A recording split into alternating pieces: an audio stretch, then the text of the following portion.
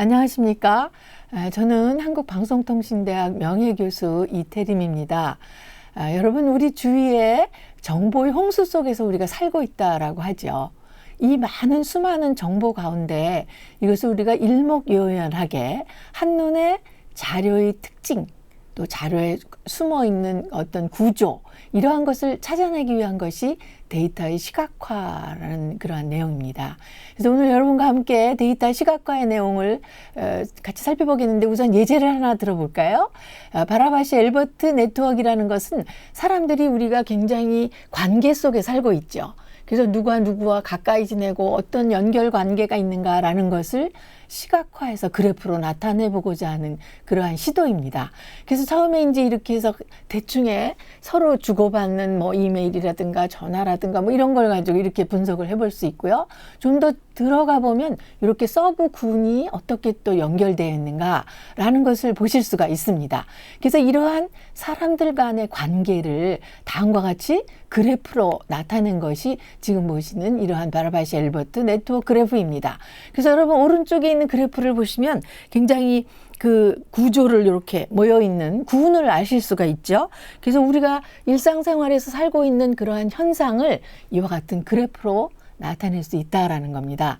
그래서 또 하나의 예로 1854년 런던에서 콜레라가 발생했는데, 그것을 우리가 규명하기 위해서 어떤 그 원인이 무엇인가라는 것을 찾아내기 위해서 우리가 지금 코로나로 힘든 것처럼 그 규명을, 원인이 어디서부터 출발했는가, 이런 걸 찾아내기 위한 것을 존 스노우라는 그러한 역학자가 연구를 했습니다.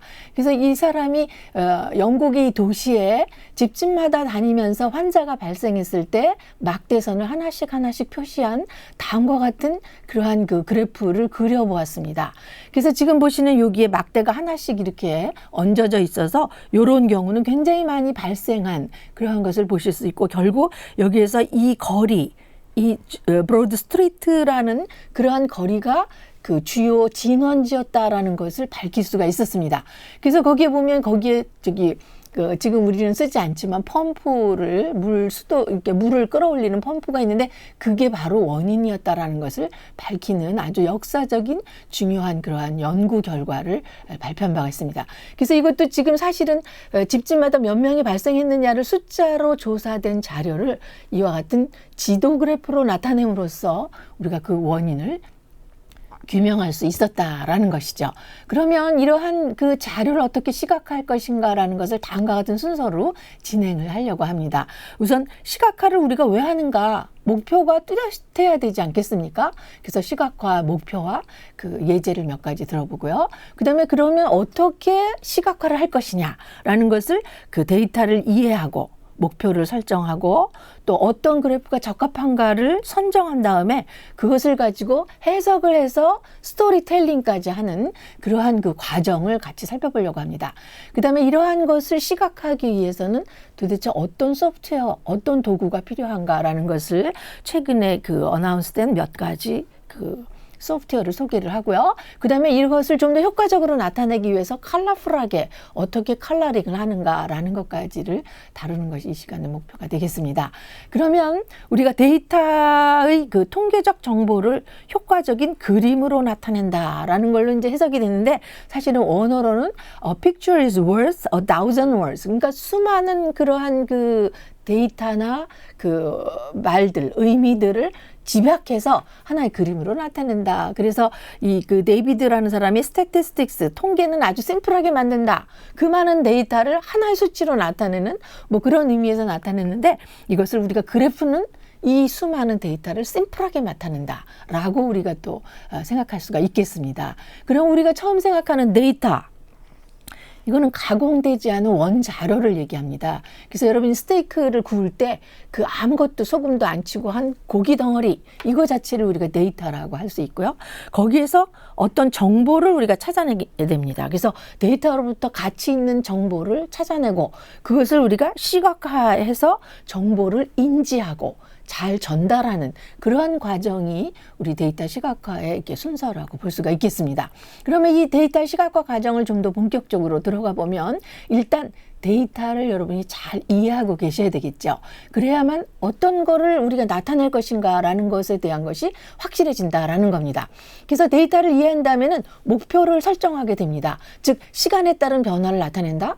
아니면 구성비를 나타낸다. 뭐 이런 목적에 따라서 적합한 그래프를 선정을 하게 되고요. 이런 그래프를 가지고 실제로 그 소프트웨어를 통해서 나타내면 그 다음에 스토리텔링, 거기에다 얘기를 붙일 수가 있다라는 이러한 순서대로 우리가 데이터의 시각화가 진행이 된다라고 이해하시면 되겠습니다.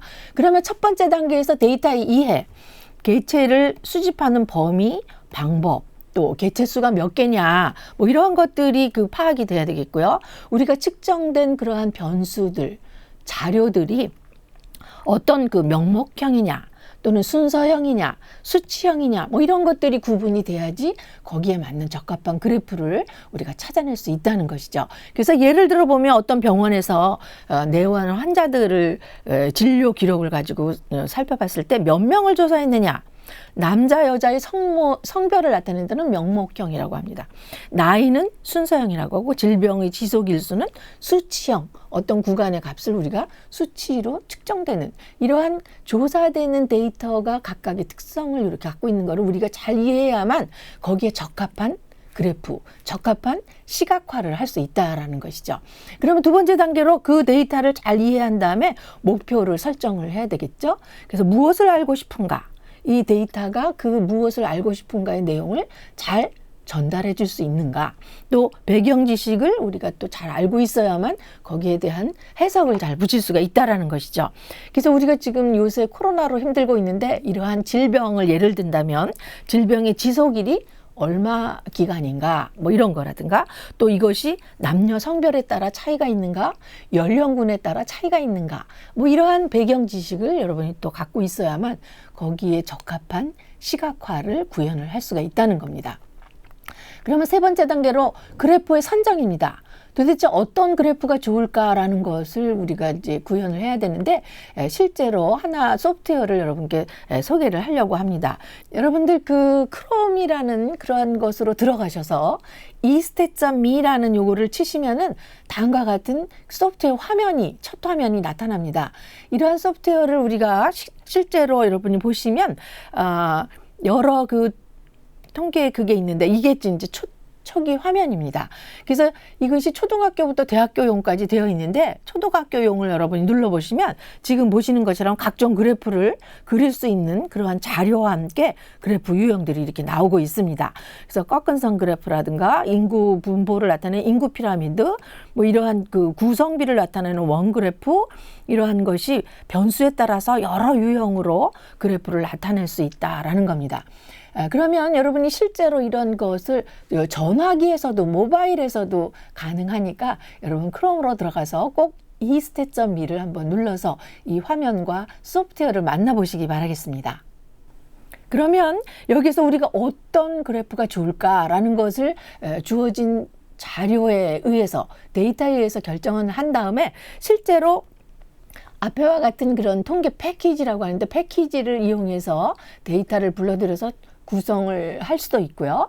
그 다음에는 실제로 소프트웨어를 활용을 해가지고 여러분이 프로그램을 짜서 그거로 그래프를 시각화를 할 수도 있다라는 겁니다. 그래서 특히 최근에 R이라는 것은 무료로 쓸 수 있는 소프트웨어이기 때문에 여러분이 R로 할 수 있고요. 그 다음에 이 작성된 시각화된 그래프를 가지고 어떻게 해석해서 그거를 스토리를 붙이느냐라는 것이 그 다음 단계로 스토리텔링입니다. 그 다음에 여기서 R이라는 거 앞에서 말씀드렸는데 R로 개발된 프리로 쓸 수 있는 그래프를 위한 소프트웨어가 여기에 있는 이러한 내용들이 되겠습니다. 그래서 ggplot2라는 게 가장 일반적으로 많이 쓰이는데 이러한 소프트웨어를 여러분이 접하시면 무료로 다운로드 받아서 각종 그래프를 구현을 하실 수가 있습니다. 여기는 이제 몇 가지 예제를 여러분께 설명을 드리려고 하는데요. 밀도를 추정을 하는 그래프입니다. 즉 여기에 자료를 보면 그 기말 시험과 중간 시험이라는 그러한 두 개의 점수를 가지고 통계적인 사고가 얼마나 잘 돼 있느냐라는 것을 평가하는 그래프를 밀도를 얼마나 조밀하게 분포되어 있느냐라는 걸 나타낸 이러한 그래프를 여러분이 작성을 하실 수가 있고요. 그 다음에 다음은 육각형의 칸에 넣기. 그래서 도수를 체크를 하게 됩니다. 발생 빈도수가 얼마이냐라는 것을 이 육각형 안에 넣어서 이 색이 짙으면 도수가 많이, 색이 옅으면 도수가 적게 되는 것을 이와 같은 육각 벌집 같이 생겼죠. 이런 그래프로 또 나타낼 수가 있다라는 겁니다. 그 다음에 또 하나 예를 들 수 있는 것은 범주형 자료입니다. 즉 남자 여자는 1과 2로 우리가 나타내지만 2가 1의 2배라는 게 아니지 않습니까? 남자와 여자의 특성에 따라서 그 변수를 구별하는 그러한 데이터를 우리가 범주형 데이터라고 하는데, 그 예로 여러분이 옛날에 나온 영화인데 타이타닉이라는 영화가 있습니다. 아주 호화스러운 그러한 여객선이 그 침몰을 했습니다. 그 침몰했을 때 1등석, 2등석, 3등석, 4등석 이렇게 등급이 있죠. 가격에 따라서. 그래서 등급에 따라서 사망자가 더 높은가 낮은가 뭐 이런 거라든가, 또는 그때 여자를 우선 먼저 구출을 해주는 그러한 것을 영화에서도 볼 수 있었는데, 성별에 따라서 생존율이 더 높았는가, 그 다음에는 성인과 아동을 봤을 때 어린애들이 더 오래 생존율이 높은가라든가, 뭐 이런 것들을 살펴보는 데이터 분석이 시각화와 함께 다음과 같이 수행이 된 거를 예제로 한번 살펴보도록 하겠습니다. 여러분 영화에 이렇게 지금은 나이들이 다 들은 배우들이지만 옛날에 우리가 그거를 따라서 많이 이렇게 포즈를 취해본 그러한 경험이 있습니다. 여기에서 이용되는 그래프는 모자이크 플롯이라고 합니다. 이 모자이크 플롯을 위해서 R로 이렇게 프로그램을 짜는 것을 여러분이 여기서 예제로 보여주고 있는데, 그 결과 시각화된 결과를 보면 지금 보시는 것처럼 클래스가 1등 칸이냐 2등 칸이냐를 나타내는 겁니다. 그래서 first, second 이게 몇 등급의 그 티켓이 있느냐. 그러니까는 왜 여러분이 오페라를 구경을 가도 로얄석이 있고 뭐 A석, B석 이렇게 있는 것처럼 이 그 배에서도 그렇게 등급이 있었는데, 등급에 따라서 빨간 부분이 살아있다라는 생존을 나타내는 겁니다. 그래서 봤을 때 역시 1등급이 생존율이 굉장히 높구나. 그 다음에 이렇게 1등, 2등, 3등석으로 내려가면서 생존율이 좀 낮아진 것을 여러분 여기서 보실 수가 있습니다. 그 다음에 성별로는 또 어떻게 생존율이 다른가 봤더니, 여기에서 그 남자 여자가 이렇게 나와 있죠. 그래서 여자인 경우가 훨씬 더 생존율이 높았구나. 그래서 여자와 어린애를 그때 먼저 보트와 이렇게 구명조끼 이런 거를 해서 나갈 수 있게 했던 게 바로 이런 데이터 시각화의 결과로 나타낸 것을 여러분이 보실 수가 있고요. 그 다음에 여기에서 또 하나는 나이별로 봤을 때 어린아이들이 훨씬 더 많이 생존했구나라는 것을 여기서 또 볼 수가 있습니다. 그래서 이런 모자이크 플롯을 통해서 볼 수 있는데, 그런 변수가 이렇게 엉켜 있을 때, 섞여 있을 때는 어떻게 되는가를 또 그 다음 그래프에서 나타내주고 있습니다. 여기서 보면 1등석이면서 남자, 여자가 훨씬 1등석에서 많이 생존했고요. 2등석에서도 여자가 많이, 3등석에서도 여자가 많이 생존한 것을 이러한 한눈에 알아볼 수 있는 이러한 모자이크 플롯이라는 그 그래프로 나타냈다라는 겁니다. 그래서 여러분이 이렇게 나타낸 결과를 가지고 우리가 지금 제가 해석을 했지 않습니까? 그게 바로 스토리텔링에 해당되는 내용이라고 보실 수가 있습니다. 그래서 그 클래스별, 성별을 또 나누어서 한번 봤을 때, 남자의 경우를 봤을 때 1등 여기가 훨씬 딴 그 등급에 비해서 생존율이 높았다라는 걸 보실 수가 있고요. 그 다음에 크루는 직원인데 직원이 3등인 그러한 그거보다는 좀 높았다. 여자의 경우에는 보니까 그 1등급일 때 굉장히 높은 생존율을 보여주고 있는 것을 여러분이 이렇게 비교하실 수가 있습니다. 그래서 이와 같이 우리가 어떤 변수를 잡느냐에 따라서 그래프의 스토리텔링을 이렇게 붙일 수가 있다라는 것이죠. 그 다음에 요즘에 최고의 우리의 그 핫 이슈가 노인 인구가 늘어난다. 저출산 고연령에 대한 거 아닙니까? 그래서 노인 가구가 어떻게 그 형태별로 변화했는가를 연도별로, 그러니까 1990년부터 2010년까지를 쭉 봤습니다. 여기서 봤을 때 자녀가 같이 사는 동거 가구가 25.3%였는데 2010년에 가서는 30.8%로 굉장히 줄어들어서 자녀와 같이 사는 가구 수가 점점 줄어드는 거예요. 그 노인이 혼자 사는 노인 부부 가구를 봤더니 이게 오렌지색에서 12.7%이다가 2010년에 갔더니 33.6%가 됐다. 그러니까 노인 인구가 늘어나면서 이 퍼센테이지도 늘어나는 그러한 현상을 이와 같은 연도별에 따른 그래프를 통해서 우리가 또 해석을 할 수가 있다라는 겁니다. 그 다음에 우리나라 연도별 경상수지의 추이라는 거를 보면 요 제로를 포인트로 해서 1980년도 그 다음에 2000년 전까지는 아래로 향해 있는 거는 감소했다라는 걸 나타내고 위로 그래프가 있는 요 기간에는 굉장히 경제가 활성화됐다라는 것을 이런 것으로 비교하실 수가 있다라는 겁니다. 그 다음에 우리나라 인구도 누적 인구를 연령별로 봤을 때 다음과 같은 그래프를 그릴 수가 있습니다. 그래서 연도가 이제 이거는 추계 인구죠. 점점 갈수록 이 고연령군이 점점 늘어나는 거를 보실 수가 있고 저연령군은 이렇게 줄어드는 현상을 한눈에 여기서 비교 상대적으로 알아볼 수가 있다라는 그러한 인구 추이 그래프를 보실 수가 있습니다. 그 다음에 이거는 우리나라의 그 대기 오염도, 우리가 이제 마스크를 쓰고 다니면서 대기 오염에 대해서 굉장히 이제 신경을 쓰고 기후 변화 이런 걸 신경 쓰는데 달별로 표시를 한 겁니다. 그래서 농도가 낮은 거는 이렇게 파란색이고요. 농도가 높을수록 나쁠수록 빨간색으로 가는 거죠. 그래서 봤을 때 7, 8월에는 굉장히 농도가 낮고 신선한 그런 걸 볼 수 있고 겨울이 될수록 오렌지색, 빨간색이 많아지면서 그때는 공기 오염도가 굉장히 나쁘구나라는 것을 이러한 달력 그래프로 파악을 할 수가 있다는 겁니다. 그 다음에 우리가 또 하나 들 수 있는 예제로는 지도상의 그래프를 나타내서 비교해 볼 수 있는 지리적 데이터의 시각화입니다. 그래서 이거는 지금 보시는 것처럼 우리나라 지도에 파란색으로 65세 이상 인구 비율을 나타내 준 겁니다. 그래서 그 색깔이 짙어질수록 점점 더 65세 이상 인구 비율이 높은 그러한 것을 여기서 보실 수가 있고 이거 연도별에 따라서 점점 달라지는 현상을 우리가 인구의 인구 동태의 어떤 특성과 함께 비춰 보실 수가 있습니다. 그리고 이것은 시도별 인구 분포를 나타낸 겁니다. 그래서 도시에 집중돼 있는 이러한 색깔과 함께 이러한 것을 나타낼 수 있는데 사실은 원래 자료는 이 도표입니다. 여기 수치로 이렇게 나와 있는 것을 앞에서처럼 지도상에서 나타내면 한눈에 딱 경기도와 강원도는 어떻게 다르다. 서울과 부산은 어떻게 다르다. 이런 거를 한눈에 알아볼 수 있는 그래프로 시각화할 수가 있다는 겁니다.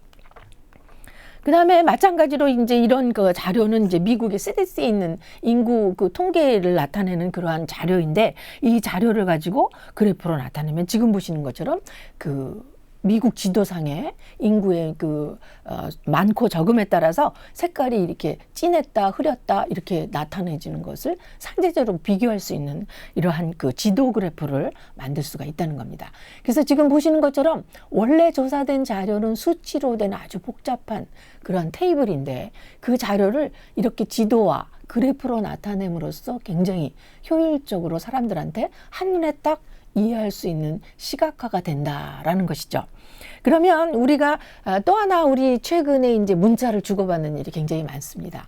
또 이메일로 주고받기도 하고 하는데 주로 SNS에서 문자로 주고받는 거의 데이터를 가지고 그 현상을 그래프로 시각화하고자 하는 시도가 많이 이루어지고 있습니다. 그래서 이렇게 문자로 된 자료를 시각화하는 것을 텍스트 마이닝이다라는 그러한 주제로 제목으로 연구가 많이 되고 있습니다.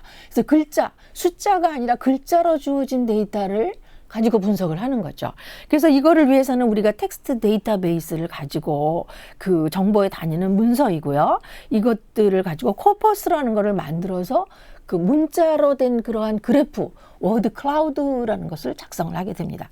그래서 이 과정은 이제 텍스트 마이닝이라는 기법을 써서 하게 되는데 이 워드 클라우드를 보면 데이터베이스에서 코퍼스를 생성하고 그걸 가지고 출현 빈도를 조사해서 중요한 단어를 구름처럼 배치를 한다라고 해서 워드 클라우드라고 합니다. 그래서 여러분이 실물을 보시면 다음과 같이 이 영어로 된 문장, 요게 이제 샘플 데이터인데 이걸 가지고 했더니 이러한 워드 클라우드가 그래서 가장 많이 나오고 중요한 단어가 텍스트다라는 것을 여기 아실 수가 있습니다. 즉 글자가 굵고 크면은 중요한 개념이고 작고 가늘면 좀 덜 중요한 그런 개념이다라는 것을 여기서 아실 수가 있습니다.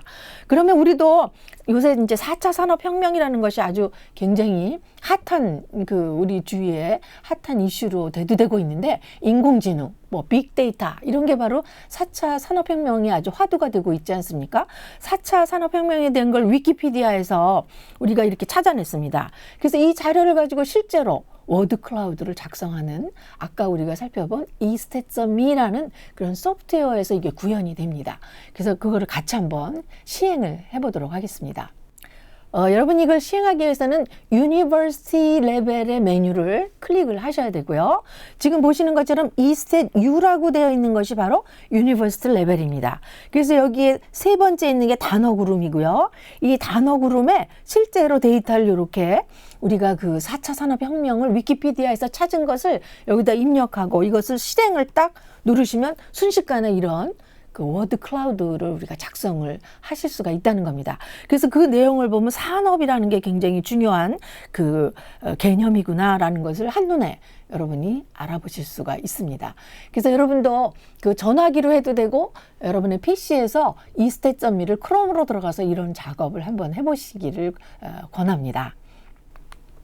그래서 실제로 이렇게 제가 준비한 슬라이드에서도 여기에 있는 것처럼 산업이라는 게 굉장히 중요한 역할을 하는 개념이고 4차 또 기술, 혁명 이러한 말들이 굉장히 중요한 개념으로 잡혀 있구나라는 것을 워드 클라우드를 통해서 여러분이 시각적으로 딱 이해하실 수가 있다는 것이죠.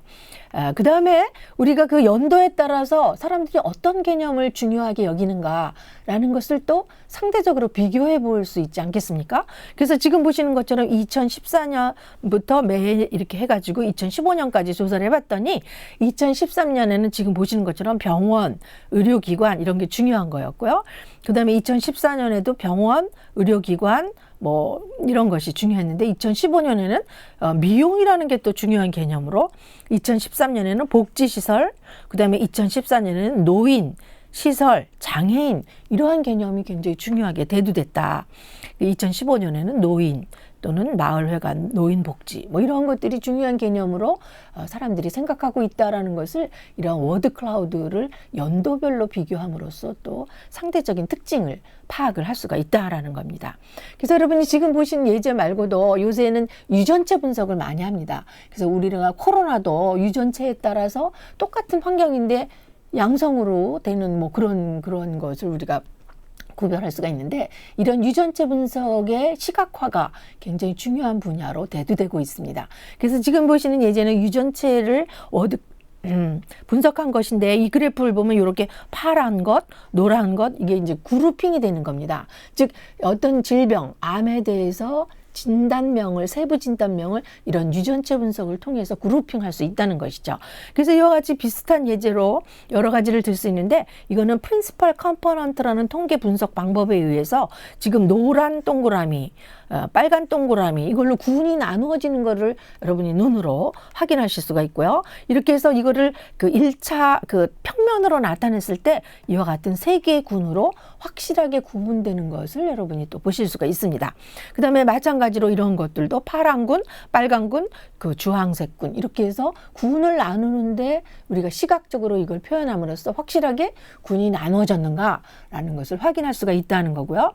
또 우리가 그 계절이 되면 여러분이 이런 그 아이리스 꽃을 굉장히 저도 좋아합니다. 노란 꽃도 있고 이렇게 여기 나와 있는 보라색이 있는데 이것을 꽃을 이제 보기 좋고 예쁘고 그러긴 하는데 이게 분석하는 사람 입장에서는 요거에 꽃의 그 꽃잎의 길이, 넓이 이 길이를 잽니다.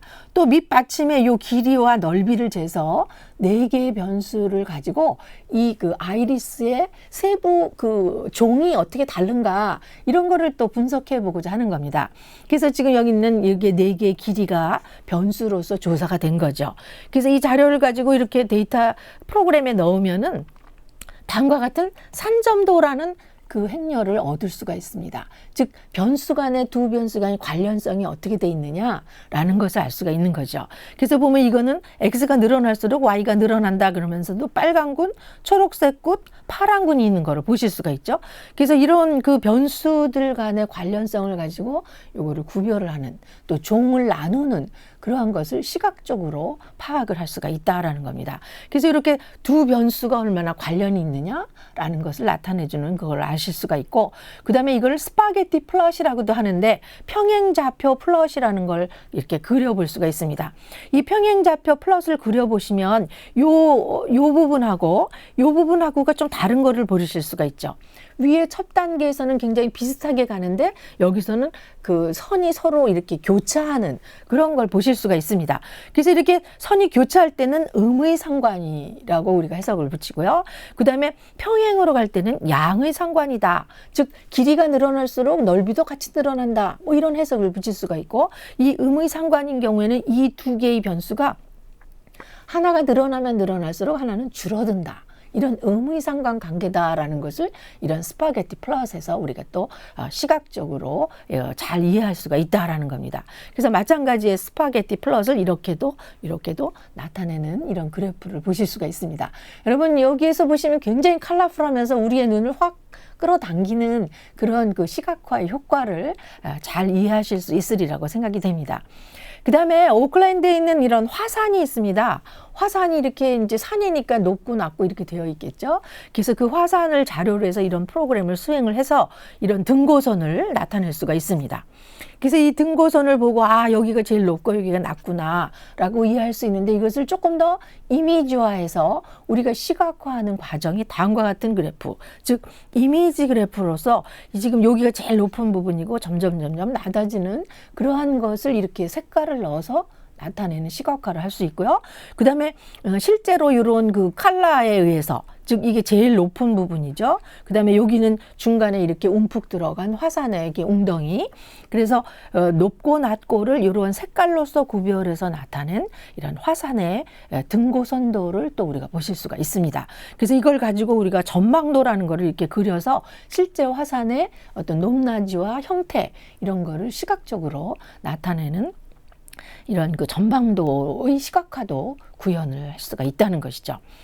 그 다음에 좀 최근에서는 그 데이터가 막 움직이는 데이터, 동적인 데이터를 나타낼 수 없는가라는 게 또 화두가 되고 있습니다. 그래서 그거는 그 갭마인더라는 이런 그 소프트웨어를 개발한 것이 아주 획기적입니다. 그래서 그래프가 지금 여기에서는 제가 사이트를 들어갈 수가 없지만, 여러분이 혹시 갭마인더라고 지금 제가 표시해준 여기 그 사이트에 들어가시면 그래프가 막 방울방울 움직입니다. 물방울이 막 움직여서 그걸 이렇게 딱 클릭하면 우리나라에 대한 인구수, GDP 뭐 이런 것이 쫙 나오는 그러한 것들을 보실 수가 있습니다. 그래서 연도에 따라서 막 움직이는 그런 그래프를 우리가 동적 그래프의 시각화라고 할 수가 있습니다. 그래서 동적 시각화, 대화형 시각화. 그러니까 우리가 누르면서 뭐를 알고 싶다 그러면 그거에 대한 거를 주는 이런 인터랙티브한 대화 형태로 데이터의 특징을 우리가 파악할 수 있는 시각화 그래프가 또 요즘 많이 나오고 있습니다. 그래서 이러한 그것을 우리가 모션 차트라고도 하는데, 이러한 그래프를 작성하기 위한 프로그램을 여러분이 알로 딱 짜면은 지금 보시는 것처럼 이런 모션 차트가 나오고 있습니다. 그래서 연도별에 따라서 미국, 일본, 우리나라의 인구수에 따른 그 국민소득과 고령화 간의 그 변화 추이를, 우리나라가 굉장히 급속히 고령화가 되고 있다는 것을 이 그래프에서 또 파악을 할 수가 있다는 겁니다. 굉장히 급속하게 우리가 초고령화 시대로 들어가고 있다는 것을 나라별로 상대적으로 비교하면서 이것을 이제 움직이는 모션 차트의 그래프를 여러분이 또 보실 수가 있습니다. 그래서 지금 보신 것처럼 여러 가지 유형의 그래프가 우리가 갖고 있는 복잡한 자료를 한눈에 딱 알아볼 수 있는, 수많은 정보를 한눈에 딱 알아볼 수 있도록 나타내주는 그러한 효과가 있구나라는 것을 굉장히 실감하셨으리라고 생각이 됩니다.